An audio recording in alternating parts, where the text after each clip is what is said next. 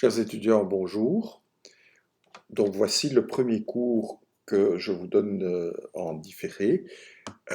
C'est un cours donc, qui fait partie du cours L-kiné 1005, les fondements de la kiné locomotrice. Donc nous étions arrivés à la fin du chapitre 2 qui était la cinématique. Comme je vous l'ai dit dans la note, nous allons sauter le chapitre 3 qui est un chapitre moins important. Et nous allons donc directement passer au chapitre 4 qui parle de l'activité musculaire au cours du cycle de marche. Et donc, cette activité musculaire, elle est détectée par électromyographie, mais avant de parler du cours lui-même et de son contenu, voici quelques petites précisions pour vous organiser pour suivre le cours. Donc, je vous invite à prendre votre syllabus et à suivre en même temps que les diapositives les notes de cours. Vous pourrez arrêter le film à tout moment pour reprendre activité musculaire par activité musculaire. Donc on va passer en revue tous les muscles du membre inférieur, enfin pas tous les muscles, mais les muscles principaux du membre inférieur. Mais avant ça, je vais un petit peu vous expliquer en quelques mots comment on peut mesurer l'activité musculaire au cours de la marche. En fait, on va enregistrer l'activité musculaire à l'aide de l'électromyographie. Donc, électromyographie, ça veut dire quoi? C'est un mot qui est composé de 3 mots, si vous voulez. Électro, activité électrique, muscle, myo, et graphie, enregistrement. Donc, on va enregistrer l'activité électrique des muscles. En effet, lorsqu'un muscle se contracte, il émet un signal électrique. L'origine de ce signal électrique sera vue l'an prochain dans le cadre du cours de technique de base de kinésithérapie, donc dans le bloc 2. Donc simplement, sachez que le muscle a une activité et qu'on peut enregistrer cette activité électrique via des électrodes que l'on place sur la peau ou sous la peau. Et voici, ici dans la partie supérieure de la dia, le signal typique d'un électromyogramme d'un muscle. Donc vous voyez d'abord la ligne de base. La ligne de base, c'est quand le muscle est au repos, donc vous voyez qu'il n'émet pas un grand signal, et puis lorsqu'il se contracte, il émet un signal plus important. Et ce signal sera d'autant plus important que la force est grande. Par exemple, ici, dans la partie inférieure de la figure, on peut dire que sur cet EMG, bien, la force développée est plus grande au début de la contraction qu'à la fin de la contraction. Cependant, malheureusement, il y a plein d'autres facteurs qui influencent la taille du signal de l'EMG. La vitesse du mouvement, l'épaisseur de la peau, le fait que le muscle soit profond ou superficiel. Par exemple, si vous enregistrez l'activité électrique du muscle, d'un muscle superficiel, il va avoir un signal plus grand que l'activité d'un muscle profond, alors qu'ils sont peut-être en train de développer tous les deux la même force. Donc, on peut avoir une idée, on peut dire, tiens, ici le muscle est contracté très fort, ou ici il est contracté, n'est pas contracté, il ne se contracte pas très fort, mais on ne peut pas mettre un chiffre. On ne peut pas dire, voilà, ici c'est une contraction qui développe 10 newtons, et ça c'est une contraction qui développe 50 newtons. Ça, c'est pas possible. Pour mieux pouvoir analyser le signal de l'EMG, on va donc prendre l'EMG brut que vous voyez ici en dessous et on va le redresser, c'est-à-dire qu'on va prendre la valeur absolue du signal, donc tout ce qui est négatif, on va le mettre en positif et on va obtenir ce qu'on appelle ici l'EMG redressé. On va ensuite dessiner le contour de cet EMG redressé pour obtenir le signal que vous voyez en bas qui s'appelle l'enveloppe linéaire du signal. Et sur cette enveloppe linéaire du signal, on peut voir par exemple qu'ici il y a un petit pic de force au début de la contraction, puis que la contraction est moins forte, et finalement que la contraction augmente de nouveau. Et donc vous voyez que analyser l'enveloppe linéaire est plus facile que d'analyser le signal brut de l'EMG qui se trouve là au-dessus. Dans d'autres cas, on va simplement vouloir s'occuper du timing, c'est-à-dire du pattern temporel de l'EMG, c'est-à-dire simplement savoir si l'EMG est allumé ou s'il est éteint. Dans ce cas-là, l'expérimentateur décide à quel moment il considère que le muscle se contracte et à quel moment il décide qu'il est arrêté. Et lorsqu'on utilise cette technique, on obtient donc un schéma comme celui-ci, donc le schéma que vous voyez à droite, où vous voyez que les rectangles représentent le moment où le muscle est activé. Quand le rectangle est blanc, cela veut dire que le muscle se contracte en concentrique, et quand le rectangle est gris, cela veut dire que le muscle se contracte en excentrique. S'il n'y a pas de rectangle, ça veut dire que le muscle est relâché. Donc, ce que nous allons faire maintenant, c'est passer en revue chacun des muscles en commençant par les muscles de la hanche. Commençons par le gluteus maximus, le grand fessier donc. Dans le carré jaune, ce que vous voyez, c'est le pattern temporel des muscles. Donc le grand fessier est le premier en haut de la ligne, gluteus maximus, et donc vous voyez qu'il est actif lorsqu'il y a un carré blanc. Et le graphe en dessous représente en fait l'enveloppe linéaire du muscle. Donc là, on peut aussi voir l'amplitude de la contraction. Dans le carré noir, ce que vous voyez, c'est en fait un espèce de stickman, donc, qui débute au moment où le talon touche le sol et termine lorsque le talon droit retouche le sol à 100% du cycle. Et donc, plus le petit bonhomme, plus le muscle est foncé, plus il est contracté.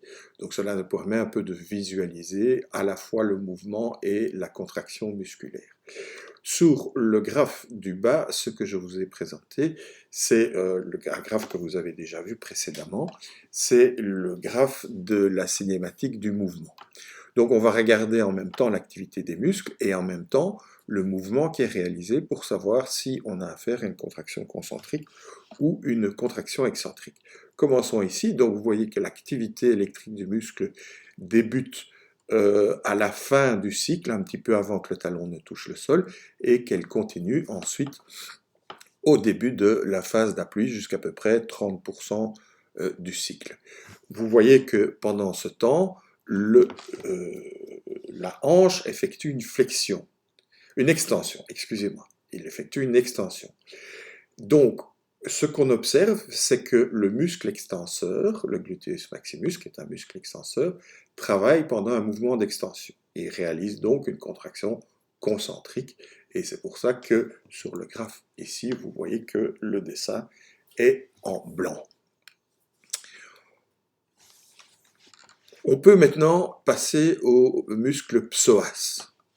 Le muscle psoas, il n'y a pas d'enregistrement qui a été fait dans l'étude qui se trouvait dans le rectangle rouge, donc je n'ai pas l'enveloppe linéaire du psoas parce que c'est un muscle profond et difficile à enregistrer et il y a peu d'études qui ont enregistré ce mouvement. Et donc on voit qu'il est actif principalement en fin de phase d'appui, jusqu'au milieu de l'oscillation.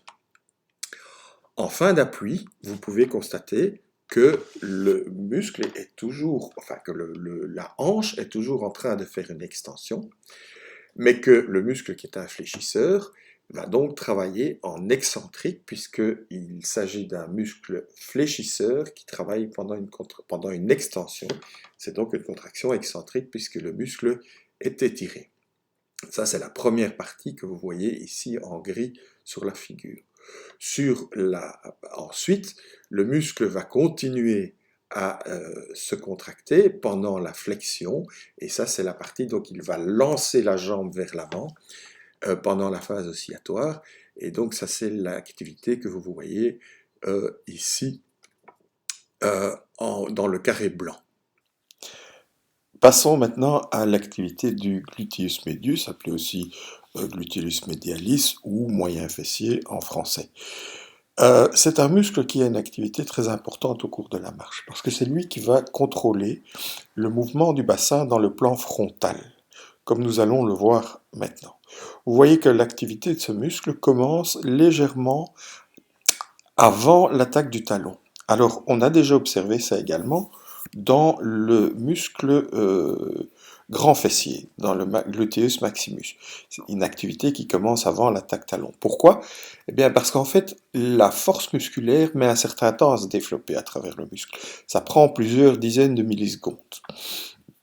Et donc, si le muscle veut être prêt à encaisser, on va dire, les chocs au moment de l'attaque du talon au sol, eh bien, il faut qu'il soit déjà allumé avant cette attaque du talon. Et donc, c'est pour ça qu'on observe une anticipation de l'activité musculaire par rapport à l'attaque de talon dans tous les muscles qui vont devoir absorber les chocs lors de la pose du pied au sol et empêcher la personne de tomber. Et donc cette activité se poursuit au début de la phase d'appui, hein, donc pendant la mise en charge et le milieu d'appui principalement. Et cette activité, elle est d'abord une activité excentrique.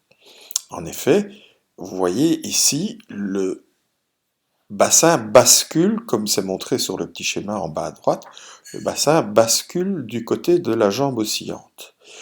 Et donc, ce basculement du bassin va être contrôlé par le moyen fessier droit qui va empêcher le bassin de basculer trop fort. Et donc, c'est une contraction qui va être une contraction excentrique du moyen fessier. Ensuite, le moyen fessier, pendant cette phase-ci, le moyen fessier va redresser le bassin pour l'amener à la position horizontale et le redressement du bassin, puisque c'est un mouvement d'abduction qui est fait par les abducteurs, c'est une contraction concentrique. Maintenant, regardons ce qui se passe au niveau du muscle du long abducteur ou adductor longus. Il a deux actions en fait. Il a une action d'adduction. Cette action d'adduction se passe pendant la première phase du pas. C'est la bouffée d'activité que vous voyez ici au début et qui de nouveau commence un petit peu avant l'attaque du talon.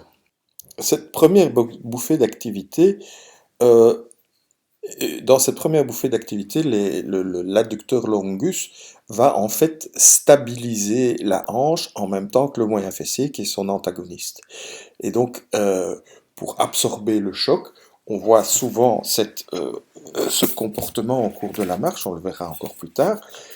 Donc, pour stabiliser une articulation, le muscle agoniste et antagoniste font une co-contraction qui va permettre donc cette stabilisation de la hanche lors du choc du talon sur le sol. Et donc, cette activité, on peut voir que c'est principalement ici, pendant la phase d'adduction, et donc un adducteur qui travaille en adduction, il fait une contraction, donc ça c'est la phase d'adduction, et il fait donc une contraction concentrique. Ensuite, dans la deuxième bouffée que vous pouvez voir ici, et qu'on peut aussi voir sur le tracé de l'enveloppe linéaire, le muscle a une action, le muscle adducteur longus a une action de flexion. Vous allez dire, c'est bizarre, un adducteur qui travaille en flexion. Mais non, si vous regardez la position du bassin, vous voyez que l'adducteur longus se trouve à ce moment-là dans une position où il va pouvoir lancer la jambe vers l'avant.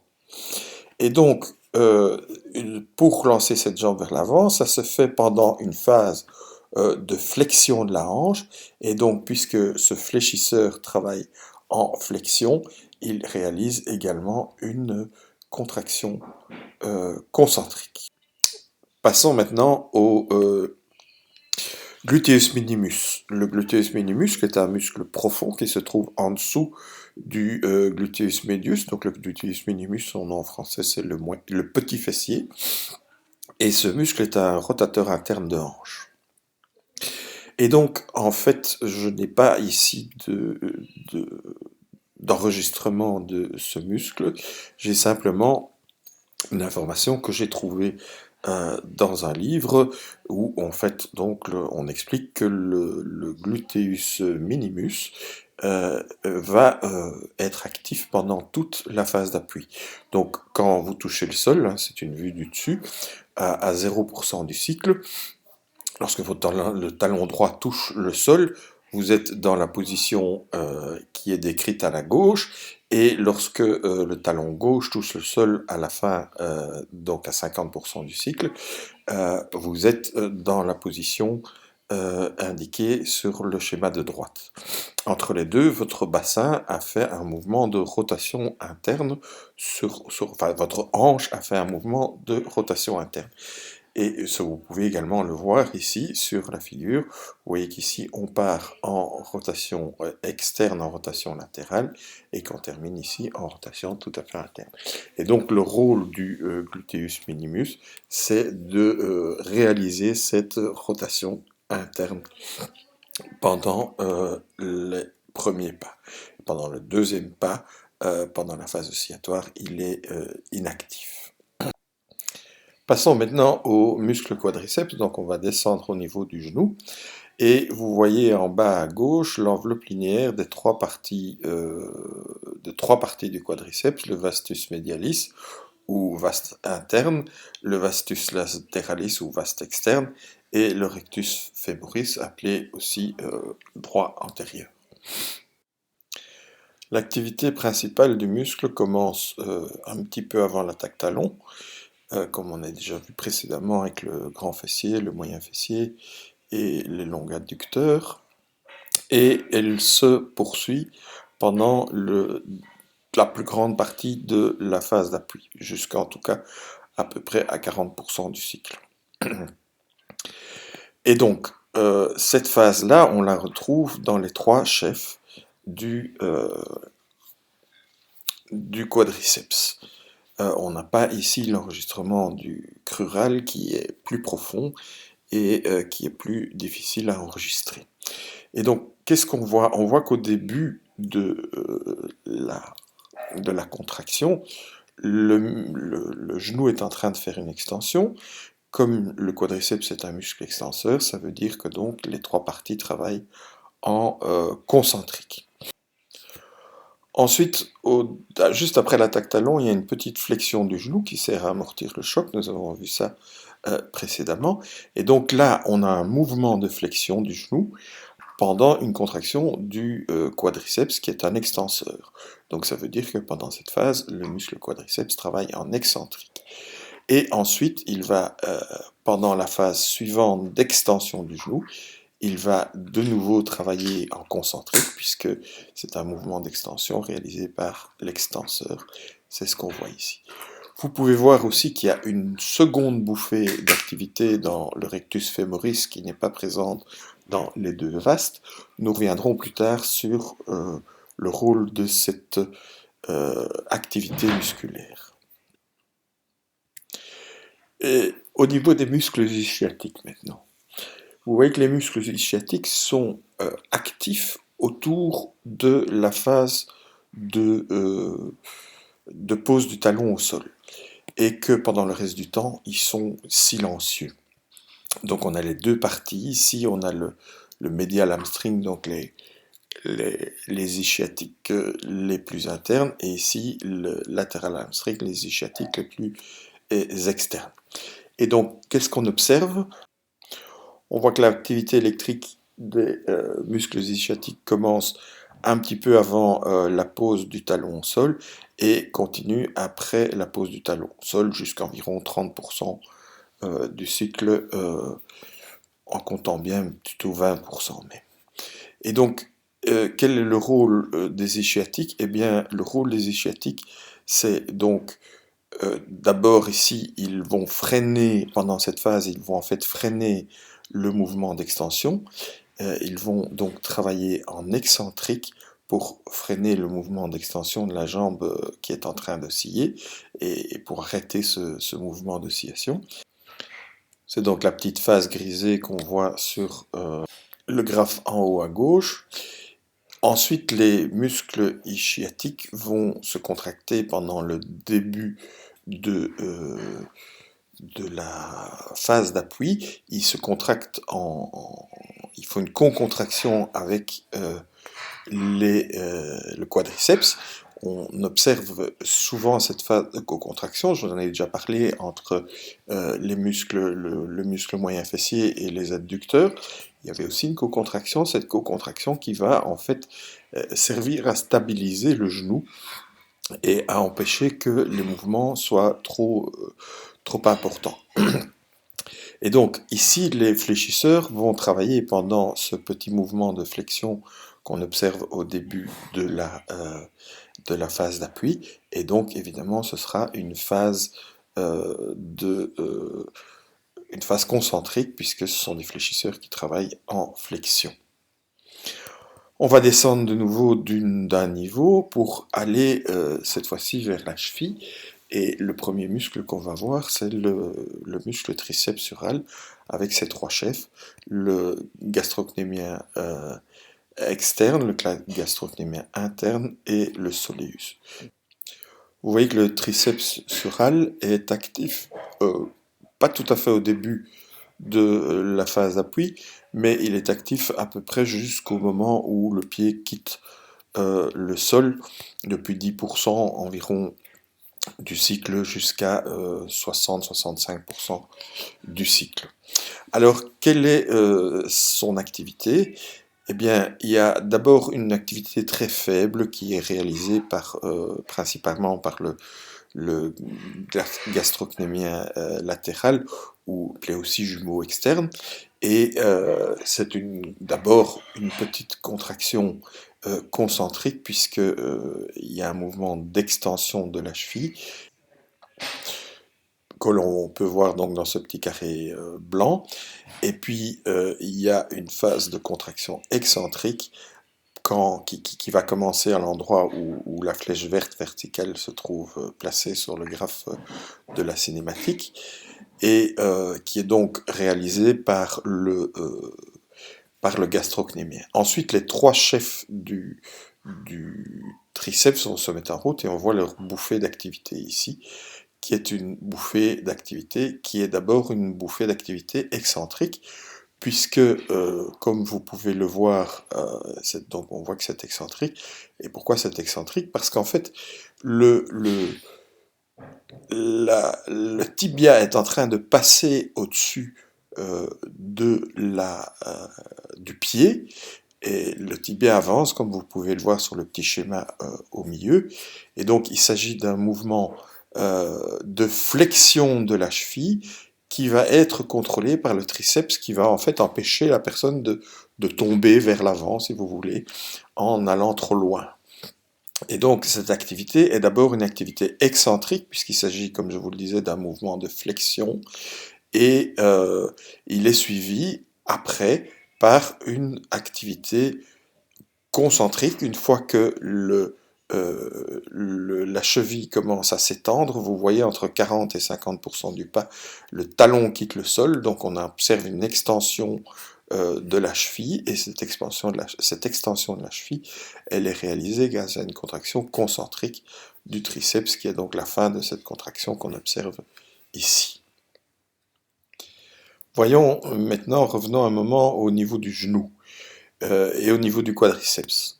Je vous avais dit là tantôt que le rectus femoris, contrairement aux deux vastes, présentait une deuxième bouffée d'activité, que l'on peut également observer sur le tracé ici en haut, sur le stickman. À quoi sert en fait cette bouffée d'activité? En fait, ce qu'il faut savoir, c'est que le triceps donc, est un muscle puissant qui va pousser le corps en avant en fin de phase d'appui, et donc va accélérer le corps vers l'avant. Et donc le triceps va engendrer une force que vous voyez dessinée ici en jaune sur le muscle. Il va dessiner une force qui va avoir tendance à fléchir le genou. Or, le genou, à ce moment-là, il est en pleine extension. Ici, le genou est en train de s'étendre. Et donc, pour contrecarrer cette flexion du genou, le quadriceps va travailler de façon à opposer un moment musculaire qui va donc contrecarrer l'effet des gastrocnémiens sur le genou. Voyons maintenant le rôle du péronéus longus et du tibialis postérieur. Vous pouvez observer leur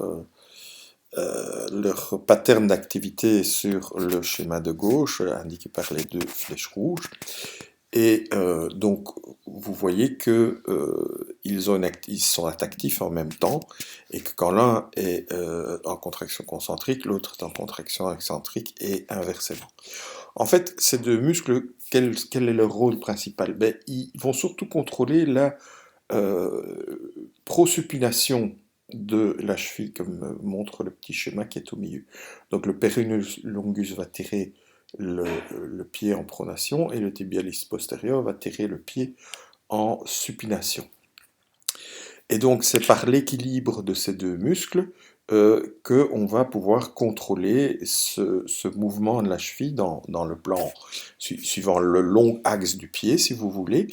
Et évidemment, les deux muscles sont co-contractés, mais évidemment, quand un s'allonge, l'autre se raccourcit, et inversement.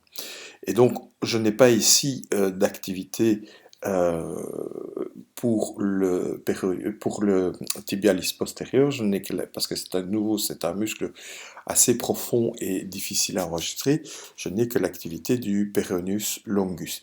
Et vous voyez que cette activité, ben, elle ressemble très fort à l'activité du triceps, des trois chefs du triceps que vous voyez sur la partie de gauche de la figure en bas. Et donc en fait, ce qu'il faut savoir, c'est que le triceps, au moment où il se contracte pour faire une extension de la cheville, il provoque également une supination de la cheville. Et donc pour maintenir la cheville plus ou moins dans la position anatomique, ce qui va se passer, c'est que le péronéus longus va se contracter, donc évidemment en même temps que les triceps, et le tibialis postérieur vient également jouer un rôle dans ce contrôle latéral de la cheville. Donc ce qu'il faut retenir sur ce muscle-là, il travaille en même temps que le triceps, le muscle péronéus longus et tibialis postérieur, il travaille en même temps que le triceps pour contrôler le mouvement de prosupination de la cheville.